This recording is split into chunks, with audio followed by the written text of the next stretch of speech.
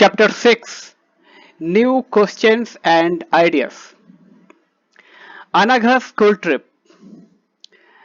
This was the first time Anagha was going on a school trip.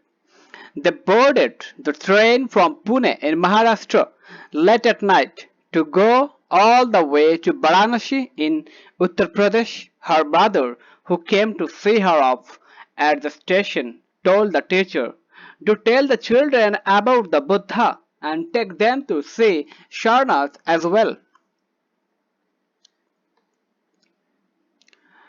The story of the Buddha.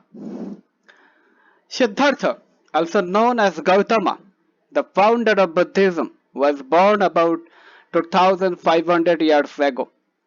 This was a time of rapid change in the lives of people. As we saw in chapter 5, some kings in the Mahajanapadas were growing more powerful. New cities were developing and life was changing in the villages as well. See chapter 9. Many thinkers were trying to understand these changes in society.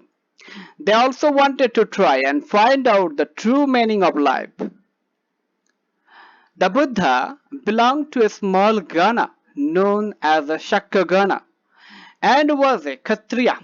When he was a young man, he left the comforts of his home in search of knowledge. He wandered for several years, meeting and holding discussions with other thinkers. He finally decided to find his own path to realization and meditated for days on end under a pipal tree at Bodh Gaya in Bihar, where he attained enlightenment. After that, he was known as the Buddha or the Wise One. He then went to Sharnath near Varanasi, where he taught for the first time. He spent the rest of his life traveling on foot, going from place to place, teaching people till he passed away at Kushinara.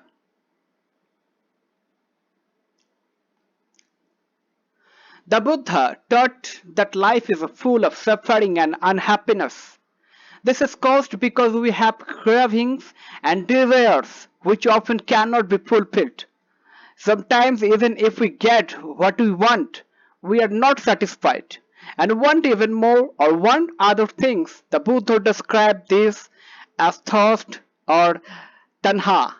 He taught that this constant craving could be removed by following moderation in everything.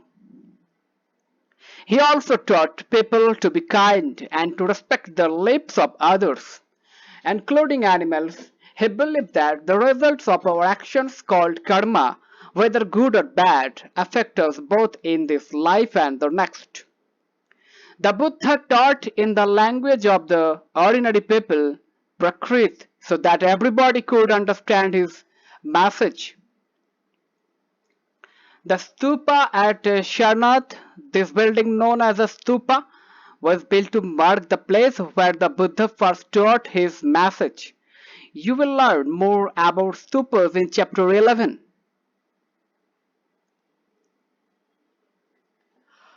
What was the language used to compose the Vedas? Comment this. He also encouraged people to think for themselves rather than to simplify accept what he said. Let us see how he did it.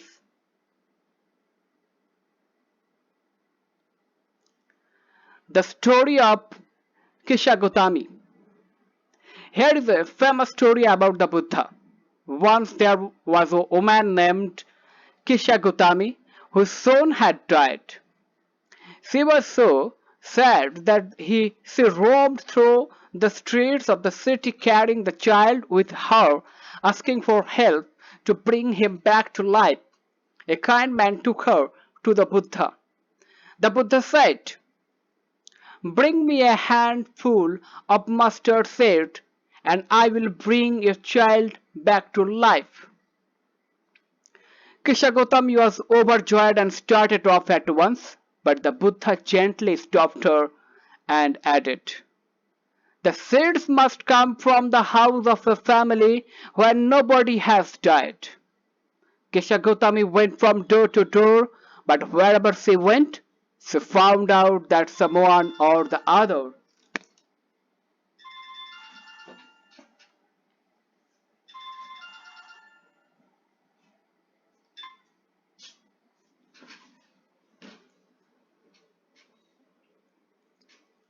Kisha went from door to door, but wherever she went, she found out that someone or the other, father, mother, sister, brother, husband, wife, child, uncle, aunt, grandfather, grandmother had died. What was the Buddha trying to teach the sorrowing mother? Comment this.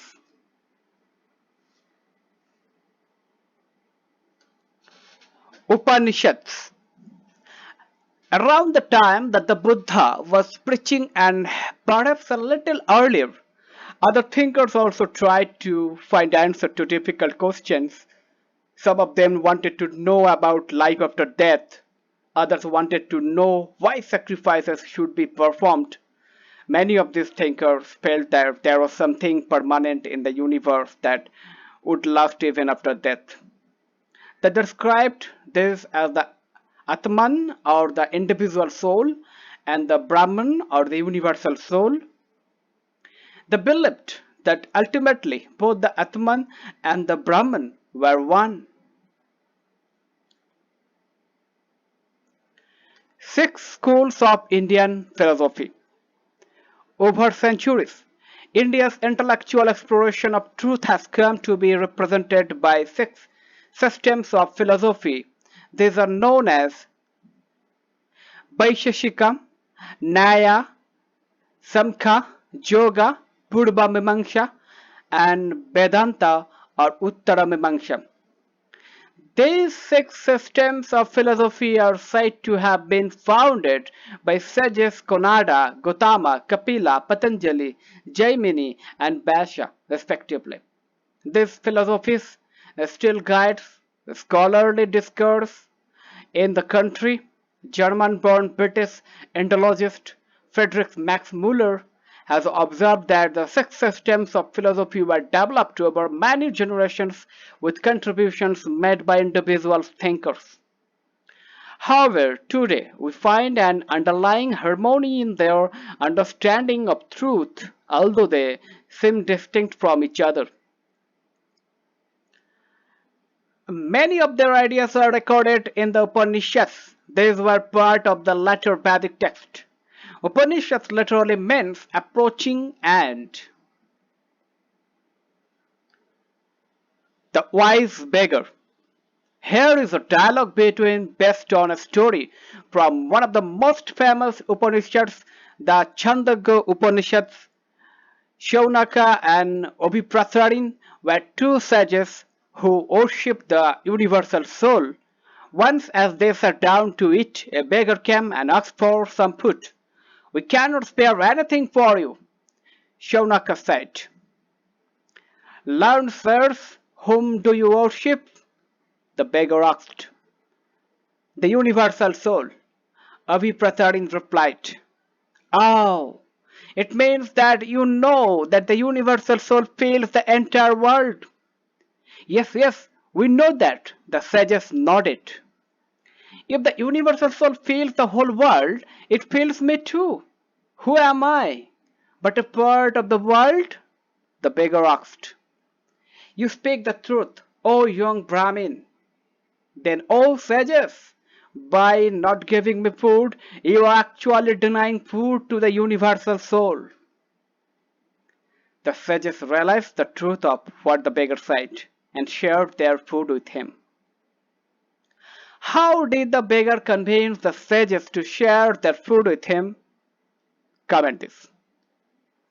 Sitting near, and the text contains conversations between teachers and students. Often, ideas are presented through simple dialogues. Most Upanishadic thinkers were men, especially Brahmins and Rajas.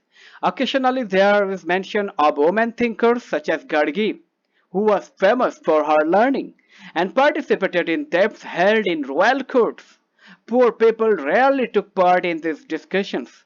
One famous exception was Satyakama Jabala, who was named after his mother, the slave woman Jabali. He had a deep desire to learn about reality, was accepted as a student by a Brahmin teacher named Gautama, and became one of the best known thinkers of the time.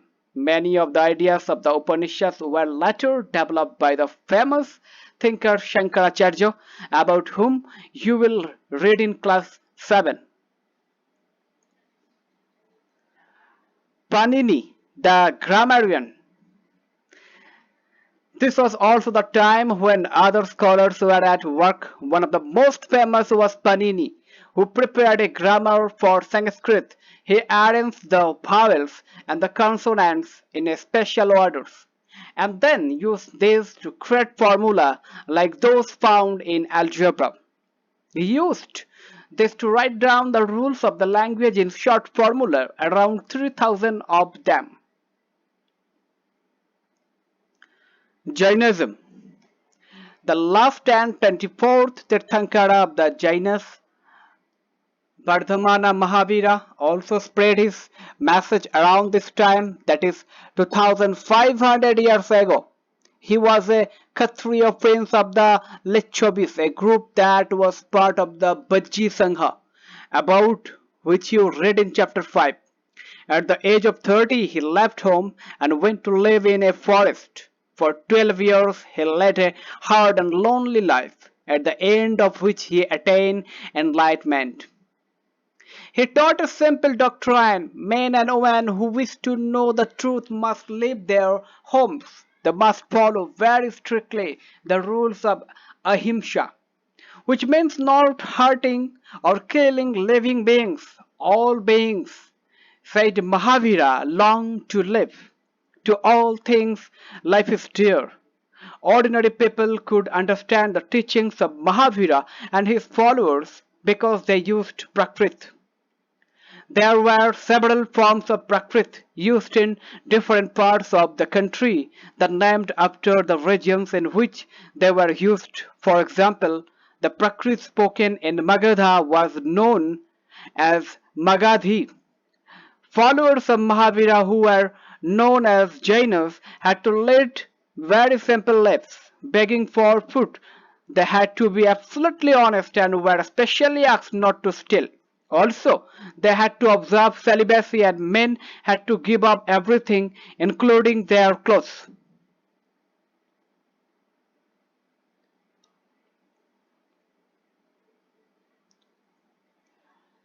Jaina.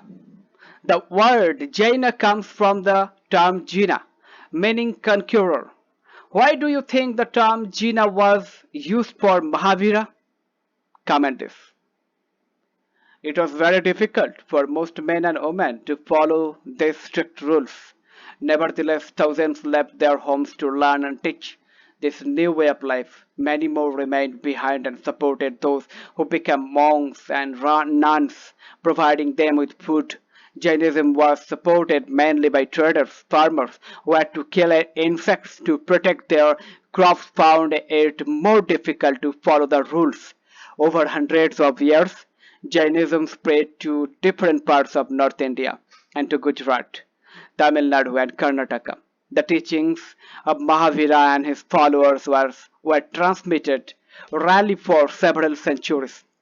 They were written down in the form in which they are presently available at a place called Ballavi in Gujarat. About 1500 years ago, see map 7, page 105. The Sangha. Both the Mahavira and the Buddha felt that only those who left their homes could gain true knowledge. They arranged for them to stay together in the Sangha, an association of those who left their homes. The rules made for the Buddhist Sangha were written down in a book called the Vinaya Pitaka. From this, we know that there were separate branches for men and women. All men could join the Sangha. However, children had to take the permission of their parents and slaves that of their masters. Those who worked for the king had to take his permission, and debtor that of creditors, women had to take their husband's permission. Men and women who joined the Sangha led simple lives.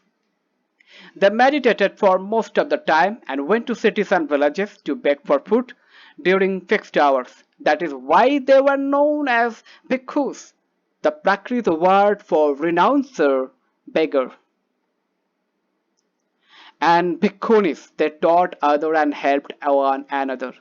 They also held meetings to settle any quarrels that took place within the Sangha. Those who joined the Sangha includes Brahmins, Kshatriyas, merchants, laborers, berbers, courtesans, and slaves. Many of them wrote down the teaching of the Buddha.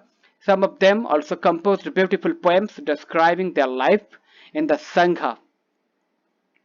List at least two ways in which the Sangha described in this lesson was different from the one mentioned in chapter 5. Were there any similarities? Comment this.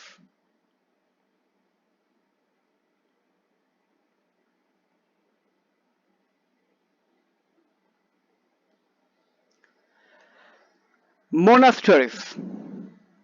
To begin with, both Jaina and Buddhist monks went from place to place throughout the year, teaching people. The only time they stayed in one place was during the rainy season when it was very difficult to travel. Then their supporters built temporary shelters for them in gardens, or they lived in natural caves in hilly areas. A cave hollowed out in the hills. This is a cave in Kerala, present-day Maharashtra. Monks and nuns lived and meditated in these shelters. As time went on, many supporters of the monks and nuns and they themselves felt the need for more permanent shelters, and so monasteries were built. These were known as viharas. The earliest barrels were made of wood and then of bricks. Some were even in caves that were dug out in hills, especially in western India. A Buddhist text tells us, just as the water of river lost their names and separateness when they flow into the mighty ocean, so are Varna and ranks and family forgotten when the followers of the Buddha join the order of monks. Very often the land on which the vihara was built was donated by a rich merchant or a landowner or the king. The local people came with gift of food, clothing, and medicines for the monks and nuns. In return, they taught the people. Over the centuries, Buddhism spread to many parts of the subcontinent and beyond. You will learn more about this in chapter 9. The system of ashramas. Around the time when Jainism and Buddhism were becoming popular, Brahmins developed the system of ashramas.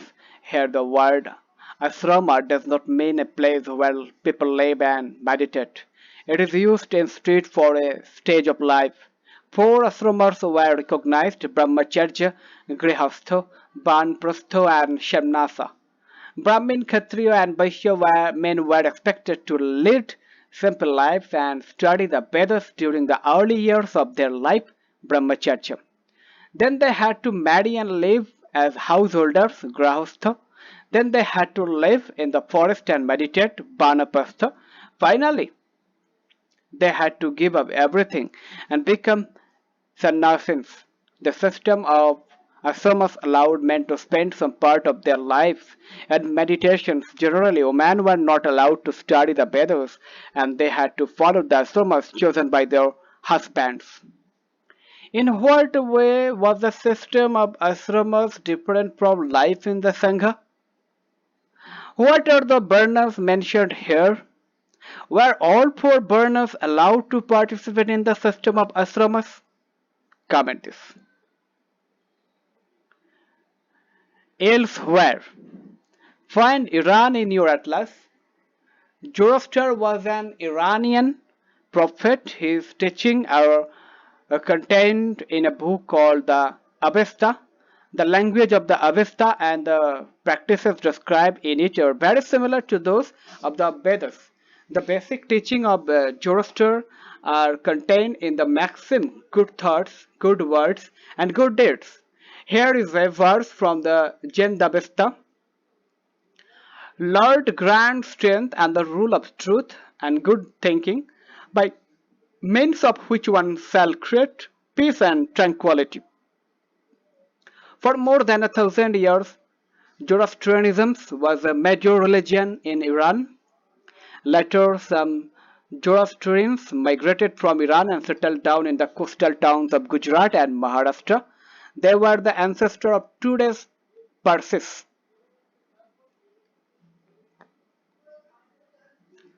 Imagine you want to go to listen to one of the preachers who lived about 2500 years ago. Describe your conversation with your parents as you try to persuade them to let you go. Do this. Keywords: Tanha, Prakrit, Upanishad, Atman, Brahman, Ahimsa, Jaina, Sangha, Bhikkhu, Bihara, Monastery, Asrama. Let's recall. Comment this. Some important dates. Upanishadic thinkers, the Jaina teacher Mahavira and the Buddha about 2500 years ago. Writing down of the Jaina text about 1500 years ago. Let's discuss. Let's do. Comment this.